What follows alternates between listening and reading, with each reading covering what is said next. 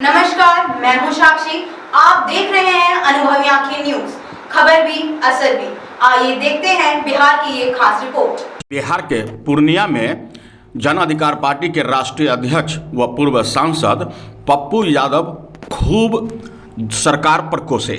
उन्होंने क्या कुछ कहा, देखिए।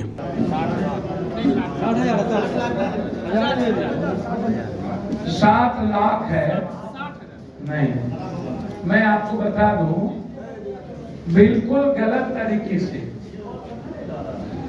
जिस तरीके से टीचर बहाली की बात हो रही है, जिसमें लगातार आर्थिक शोषण, फिर उसी तरीके से जिस तरीके से बिना किसी सुविधा के ना रूम, ना फैकल्टी टीचर, ना ही टेक्नीशियन, ना ही लैब, और बच्चों को जिस तरीके से नाम काटने की बात सामने आई, यही मानसिकता है जिसके बारे में हमारे राज्यसभा के एमपी मनोज जी ने कहा कि कमजोर, दलित, वंचित बच्चों का नाम क्यों,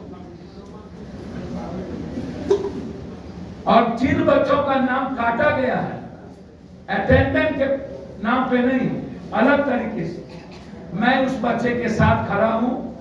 आर्थिक रूप से कोई बच्चे का नाम नहीं कटेगा। पप्पू यादव पिता के रूप में उसकी भूमिका निभाएगी। सरकारी स्कूल की जमीन रजिस्ट्री हो जाती है। शायद गुलाबबाग के सरकारी स्कूल की जमीन रजिस्ट्री हो चुकी है। अभी क्या कहते हैं, सीटी के जमीन की रजिस्ट्री जमीन ब्रोकर के द्वारा हुआ है। इसकी जानकारी मैं डीएम, सीओ, एडीएम, भूगोल पदाधिकारी को मैंने दे दिया है। इसके लिए लिखूंगा भी और रेवेन्यू मिनिस्टर से बात करूंगा। एजुकेशन मिनिस्टर के नॉलेज में मैं यह बात लाऊंगा एजुकेशन। और मैं के पाठक से उम्मीद करता हूं कि जो स्कूल का जमीन अधिग्रहण हुआ है उसको बचाने का प्रयास करिए। हमारी पार्टी का यह दायित्व है कि उस जमीन को किसी कीमत पर हम आम जनता के बच्चा के लिए बचाएं। निश्चित रूप से रजिस्ट्रार की भूमिका है, जिनकी भी भूमिका रहेगी उसको हम छोड़ेंगे। का कितना सम्मान था दुनिया में, और मेरा मानना है यदि दलित, एसटी, पिछड़ा का चंद्रगुप्त से लेकर, नोटबंद से लेकर, बुद्धबंद से लेकर, अशोक और सिकंदर से लेकर सबका इतिहास अटल पिछड़ा और पिछड़ा का रहा, तो ऊंची जात में सबसे अधिक साहित्यों का, संघर्ष का यदि हम देखें तो सामाजिक न्याय के लड़ने वाले लोगों में और समाजवाद में राजपूत समाज के जननायकों की भूमिका बहुत बड़ी रही। ब्राह्मण समाज के जननायकों की भूमिका बहुत बड़ी रही। चाहे कोई हो, तो इसीलिए आप किसी को गाली नहीं दे सकते, और ये राजपूत ब्राह्मण करना ये भी सही नहीं है। मैं समझता हूं कि इस तरह के आचरण से हम सबको बचना चाहिए, इस तरह की मानसिकता से हम सबको बचना चाहिए।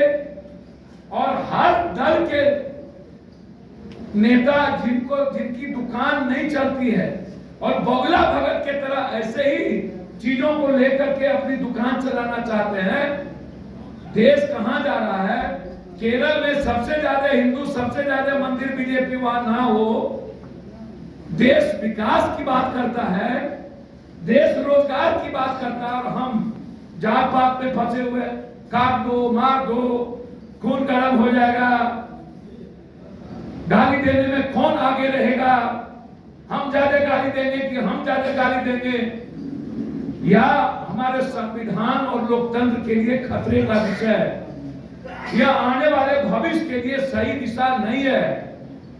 इस देश में संविधान और हमारा इतिहास और हमारी संस्कृति ये इजाजत किसी को नहीं देगी कि कोई किसी जाति को गाली दे, और कोई किसी धर्म और मजहब, कोई किसी आस्था के रामायण, पुराण, बाइबिल, गीता इसका सम्मान ना करे।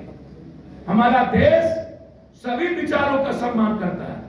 सभी तरह के वर्ग और समूह का सम्मान करता है, सभी तरह के क्षेत्र और लिंग का सम्मान करता है, सभी तरह के भाषा का सम्मान करता है, सभी तरह के जाति और सभी तरह के रंग का सम्मान करता है।